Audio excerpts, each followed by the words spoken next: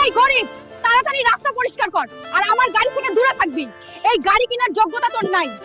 আরে হোট মিনিস্টারের মেয়েটা আমাকে অপমান করে চলে গেল।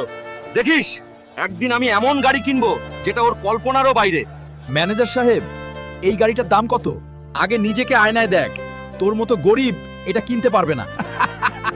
হাস, যত খুশি হাস।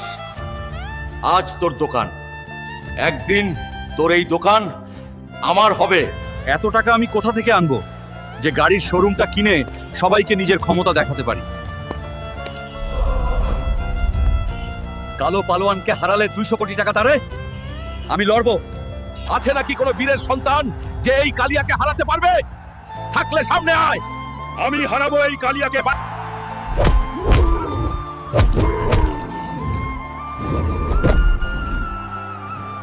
বন্ধুরা, ভিডিওতে লাইক ও সাবস্ক্রাইব করো।